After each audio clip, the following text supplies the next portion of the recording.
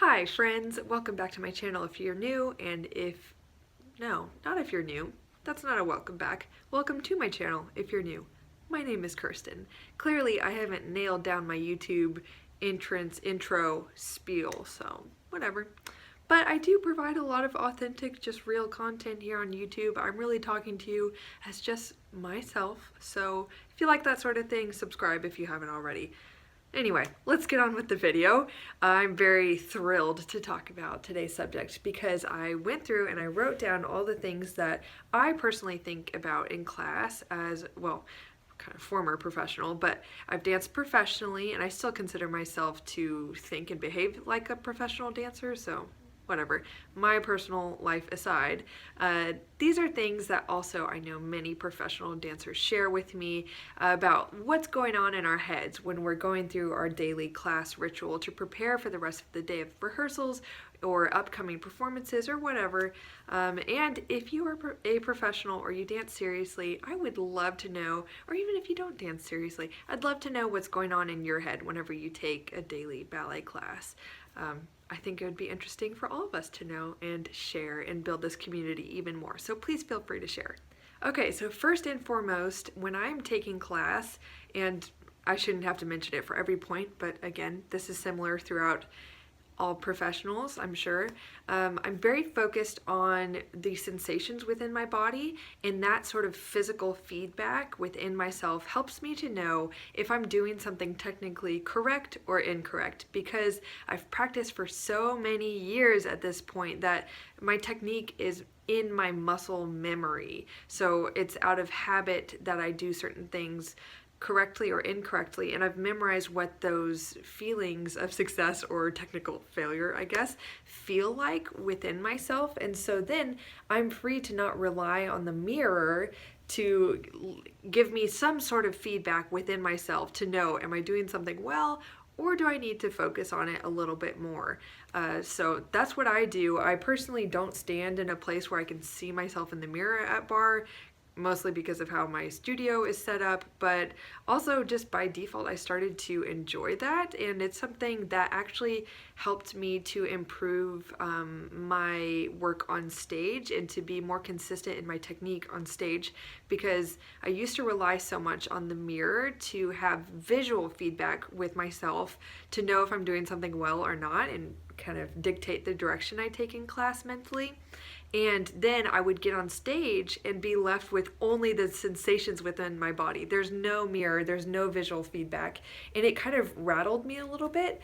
So now, when I was in my professional career, I feel that just relying on physical feedback within myself to know what direction I should take in my technique, that helped me transition much better to stage. And so I would recommend transitioning to that way of thinking if you're a student looking to be more consistent on stage. Also, pro tip, it helps if you're not with your eyes glued to the mirror all of class to be more artistic. You can use your eye line in different ways, actually following the line of your arabesque with your eyes and not doing that like side eye arabesque eye in the mirror thing. Everybody knows you're not supposed to do that, so that tip will help you. Secondly, I'm really trying to listen to the music and not just the counts to dance to. What I mean by that is I'm really following what the pianist is doing. Usually in a professional company, you have a live pianist in the studio, which is super valuable, but you can also do this with a CD. It's just a little different. I'm really feeding off of the accents in the music, the melodies, the dynamics. It helps me to be a more artistic and dynamic dancer when I'm really attached to what is going on in the music, and I let that like interaction I have with the music feed my artistry and my energy in class, and it really helps you to become more of a mature dancer and to really be a dancer, not just a technician. So I would recommend that. I'm also really focused on what my body needs for the day. Am I energetic? Am I tired? Do I need to push through something, or do I need to kind of doctor a certain, like maybe potential injury I have in my body?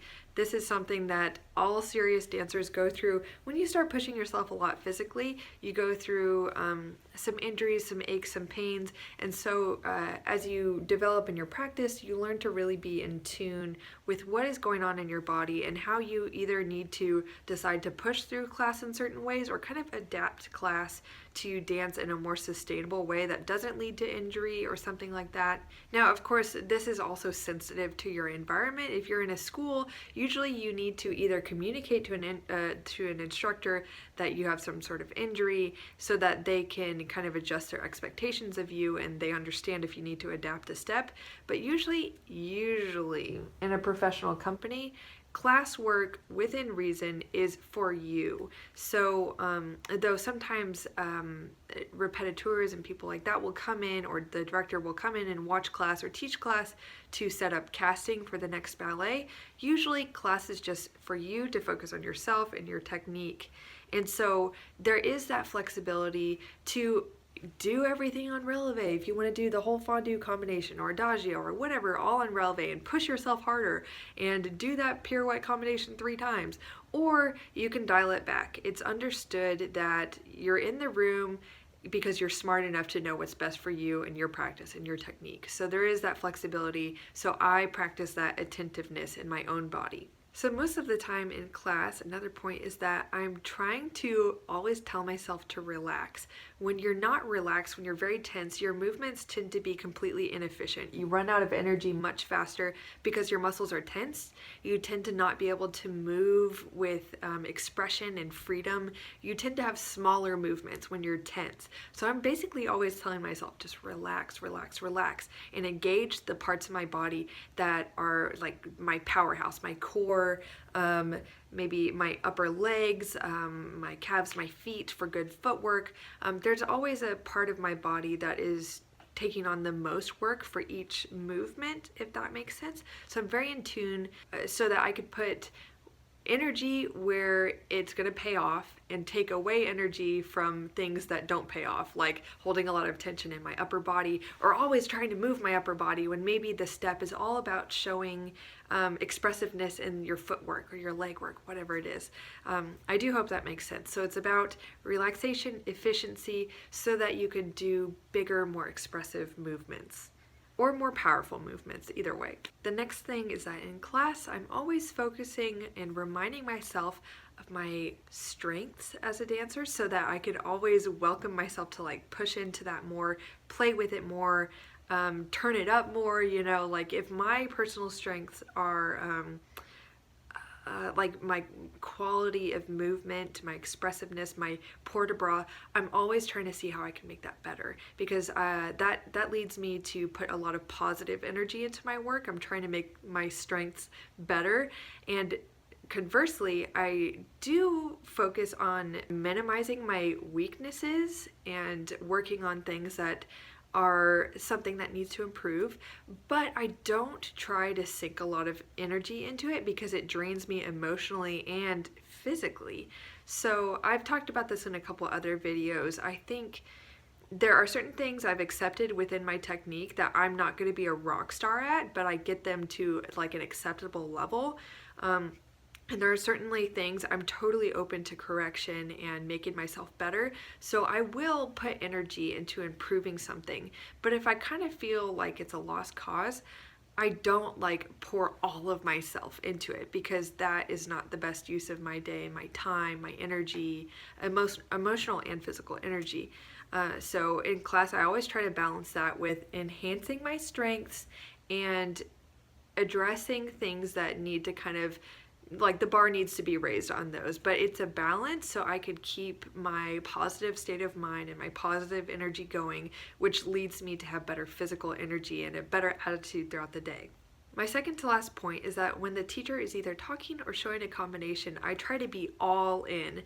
Like maybe I'm stretching my feet or stretching some other part of me that's tight when they're showing a combination, but I try to be really, really laser focused on what they have to say. And as far as learning the combinations go, because that's a big part of class, picking up things very quickly, I always make sure to use the method of learning that works for me. So I'm an auditory learner, so I really make sure to listen. I have a video about this, so I'll link it in the cards. I might have just pointed the wrong way, but it's in the cards, don't worry. So since I'm an auditory learner, I'm trying to listen to what the teacher is saying, how they're walking through the combination, explaining it, counting it out.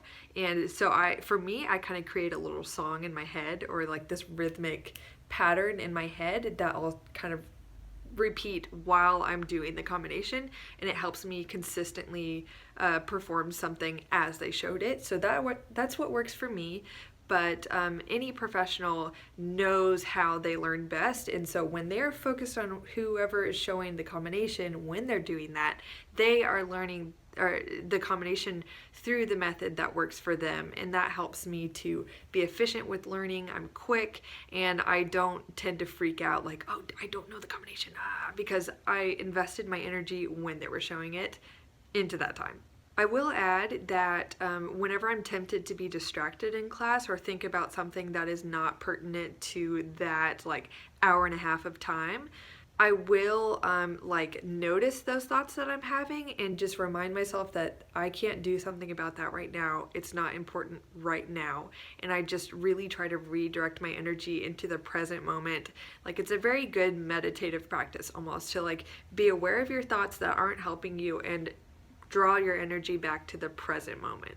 Like, whether you need to just take a look around the room and watch someone else dance, or just be observant of something else, or get back into your own body, your own thoughts, like do something that draws you back to right then and there, and instead of just letting your thoughts control you. The last thing is that I'm really trying to engage with class in a positive, happy, fun way. If I'm not having fun, then usually my day and my class really shows that. So for me, if I am having fun, my dancing is better, and I have a much more energy, much more positive energy, emotionally and physically, because I believe they are both intertwined. I'm much more productive, and it's just a way better experience. I like to laugh every day. I engage with my peers. I'm not like trying to talk the whole class or anything, but I'm enjoying myself. I'm being grateful for what I'm doing. I'm reminding myself of how much fun everything is. And if steps aren't fun, I make it fun. Like, if a step is really challenging, I try to take joy in that challenge. And if it's easy, I like really go for it, and I see how much more layers I can add to that step that make it more than just a basic combination. So I'm always tweaking my mindset to make it positive and fun and happy, and that leads me to have a very good, productive, positive day. I'm planning on acknowledging how to deal with a bad day or a bad class in a future video, so do stay tuned for that, especially if you're not already subscribed. Make sure to hit that subscribe button if you'd like to see that in the future, and maybe give me a thumbs up if you'd be interested in hearing about that, because I think I'd like to talk about it, but I don't know if y'all would be interested in hearing it, so let me know. And I will finish the video with that. Please do make sure to check out my account on mentorly.com. I want to acknowledge that if you've been sending me questions on Instagram or Facebook, what have you, whatever platform, I'm happy to receive them, but I have been getting a lot of very, very detailed and personal questions that take quite a long time to respond, and they do require a lot more context for me to answer them in a helpful way. So please do sign up for a 1 hour long session with me on Mentorly. I'm always adding more availabilities on my calendar, and if you don't see a time that works for you, please go on mentorly.co. I have all that linked below. You could go on my page and request a time that works for you, because also my time is valuable. I want to help you, but if I answered everyone's detailed messages probably with not enough accuracy, it would take me hours, and my time is valuable. So please do sign up for that. Anyway, that spiel aside, I also have a Patreon account if you're interested in financially supporting this channel, so I could keep spreading positivity and advice and all these things that I believe the dance world is lacking on the internet. And also, I have a Facebook and Instagram account for TwinTalksBallet. Check that out, blah, blah, blah. Anyway, all the self-promotion is getting to be a bit long now, so I'm going to sign off, but I am eager to see you guys in the next video. So goodbye, have a good day, and I'll see you next time.